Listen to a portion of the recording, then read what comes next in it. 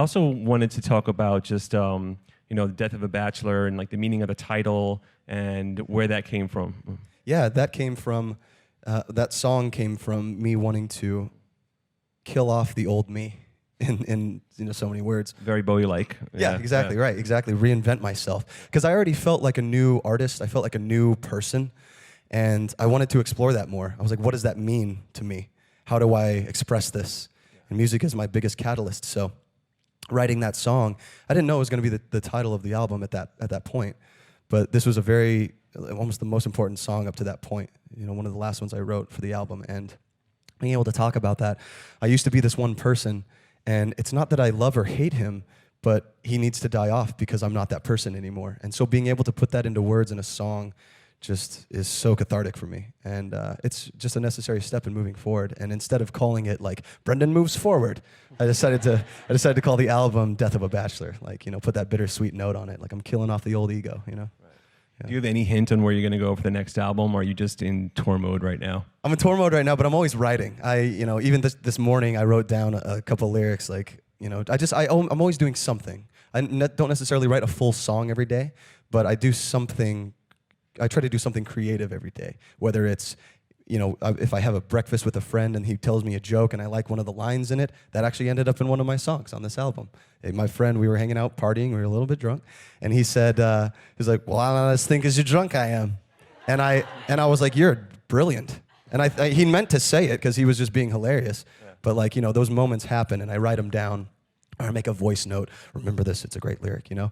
And, you have those moments. And then when I'm home and I have more time, I'm able to just sit down, write a beat, compose. So I can bounce around so it never gets stale, All right.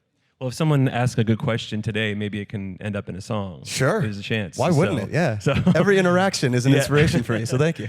So no pressure, guys, but we are going to move on to the audience Q&A. So make it really good. We're talking about song lyrics here, okay?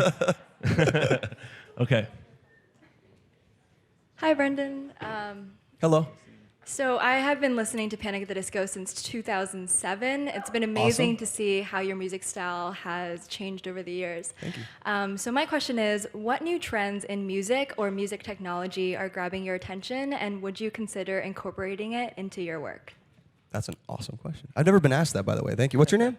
Tiffany. Tiffany. Thank you, Tiffany. That's awesome. Yeah, when I was really getting into production on the last album, but I really kind of hit a stride on this album, and I was spending a lot of time asking my friends who are huge geeks with Logic and Pro Tools and all this gear about what they're using, because a lot of my friends are producing like hip-hop tracks, and that to me is really exciting. So I was asking what they were doing. What I do now is I'm using a lot of plugins, because now you don't need to get the hardware. They've somehow figured out, there's been so many awesome advances that you don't have to spend all this money on this hardware that could break. It's way more accessible now, and it's easier to learn. And so I'm able to use all these things to the best of my ability. So I'm using just filters, and who has great production is Diplo. He's actually a really good example of great production.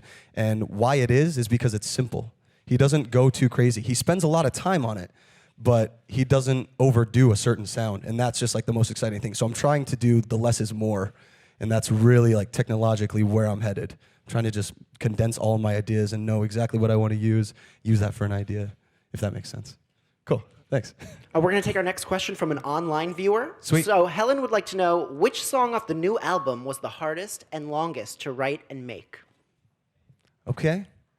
I have to think for a second. What was the hardest one to write? The most, maybe the most difficult one to finish was, excuse me. I think Emperor's New Clothes actually was a difficult one to finish, because I had the ideas in my head, and the more time that went by, it gets more difficult and kind of more diluted in the brain, or convoluted rather, and it's hard to differentiate how the ideas started. So that one, it finished with the bridge, because I had everything else written. I had the verses, I had the choruses, and then the bridge, I wanted to do a Queen thing, so that took me a lot of time to study Freddie Mercury and Roger Taylor's writing on harmonies, and to really just kind of grab onto that, and I studied it so long, and then I would casually listen to it just in the background to see how I felt about it. So I was going from really analytical to really emotional, and I had to balance those two out. But that one took me like a month to finish. So I had started writing it at the beginning, and then I didn't finish it till halfway through the album writing process.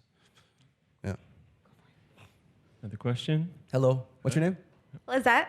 Lizette. How's it going? Hi, Brendon. Hello. I love you so much. Thank you. I My love you. question is, my question is, was there any specific Frank Sinatra album that you wanted to like be reflected on this album? Ooh. I don't know if it's reflected in this album, but my favorite one is In the Wee Small Hours of the Morning. That is just, quintessential Sinatra. It's beautiful. It's sad. It's somber. It's smart. It's emotional. And there's dark moments too, which I always like to incorporate, like a little juxtaposition. That one's really good. But honestly, I'm a sucker for the hits, so I just go to like the nothing but the best, greatest hits. Because that's, when I go to a show, I'm like, don't bore us, get to the chorus. Come on. Give me the songs I know. And that's why Sinatra's great, because I know all of them. Thank you. Hi. Hi, what's your name? Haley. Hi, Haley. I was wondering if there were any specific stories that influenced Don't Threaten Me with a Good Time. You would ask that. I love it. That whole song is autobiographical. But that took me 10 years to write. I didn't feel I could write a party song until I'd had enough experience partying to be able to use, all of my experiences for that. So, we can go lyric by lyric. I could do a couple. Let's say, who are these people? I just woke up in my underwear. That definitely happened. I was, 17, 18, and I hadn't even really been drinking at that time. I was just kind of hanging out. But I was that kid that if they dared me, they're like, oh, Brendon will do it. And so if they gave me a dare, I'd be like, yep, I'm doing that, and I would totally do it. So I don't even know how I ended up there. I definitely streaked that night, streaked through the neighborhood. And I remember people being inside their houses, but looking outside their windows because I was screaming like a maniac. I was just like, oh! I was like running naked at like the age of 16, 17. And, just everything flying everywhere. And they're just looking out their windows, oh my goodness. And it must have been a crazier night that I can't really recall because I definitely woke up around my friends in my underwear. They were all clothed, like in sleeping bags, but it's like, how did I end up on the carpet in my underwear? That was crazy. But yeah, everything in that song, there's a couple embellishments actually. I haven't had like an animal walk through my house, but that's like one of the few yet. I have dogs, so I guess that counts. That's a little autobiographical. 2016 resolution. Yeah. Yeah. Animal walk through the house, that's it. The question? Oh, hello. Hi. Hi, what's your name? Hannah. Hi, Hannah. My question is, are there any songs on the album that directly influenced the cover or vice versa? So the cover is pretty much influenced by Death of a Bachelor and Good Time. So this is when, this is actually my backyard of my house. And that's my pool. That's not my car. Those are my chairs. That's me on the roof. And there have been plenty of nights where I've thrown parties for friends where I've ended up on the roof. And it's not the most comfortable. Those shingles actually really hurt when you wake up. So I paid the price. But yeah, this is like where a lot of that stuff took place. So this was the setting for me writing this album. This is exactly where I was, what I was looking at most of the time when I was working on music. So I wanted everyone to see what I saw through the whole process. Actually, just literally what I saw. So there it is. There's my party central. There you go. Is that blood over there? I mean, what happened to this? I like to think it's paint. There you go. But who knows, man? It might be. No snitching. No snitching. Okay. Cool. Talkers get walkers. Another question? Hi. Okay. Hi. My name is Michelle. Michelle.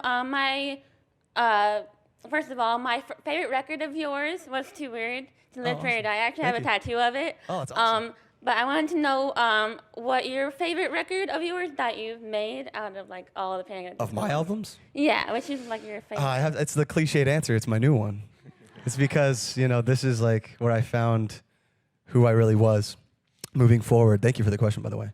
And before that, on the last album, it was Too Weird to Live. I was in love with that. But, that's the exciting bit, But there's still a place in my heart for every previous album.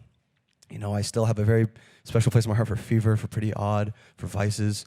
For every one of them, it takes me back. It's almost like a yearbook, It's like when you go back and read comments from your friends, this is what it was. It's, because like I said, I use every experience and interaction with people as an influence for songwriting. I mean, everybody I come in contact with has an influence on what I do. I think that's the same for everybody. It's a butterfly effect, right? So, yeah, thank you. Hi, Brendon. Hi. You said that this album reflects how you change as a person. How did you change as a person? Like, how do you feel this album shows that you're a new person? Yeah. Thank you. I think the way I felt when I started writing, it took me a while to realize that I wasn't who I used to be. Because in the past, I would, in previous albums, I would kind of fall into the same processes when I was songwriting. Not that that was bad, because I was still trying to create something different, but in terms of the way I was thinking about everything, in terms of the way I approached every situation. Whereas before, like I said, my first co-write, you have to step out of your comfort zone. And so I was doing that a lot more, and I was learning much more about myself. So the more that I stepped out, the more I learned about myself, and it just kind of was this thing that kept going up and up, where I just got even happier with who I was. I saw exactly what I wanted to do. I had more of a vision of what I wanted, and that in turn, reflected in the music. So when I'm talking about certain things, there's even moments, it's not all positive and rainbows and flowers and lollipops. There's moments, there's a song, Emperor's New Clothes, where I'm saying I'm taking back the crown.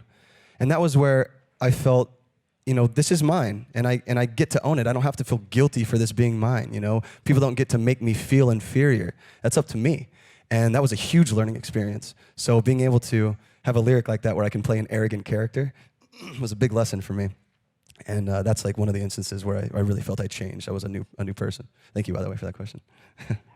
Unfortunately, that was the last question, but thanks everyone for coming out. Thanks, Brendon. Thanks. That was fantastic. Thank you very much. Death of a Bachelor is out now. Appreciate it.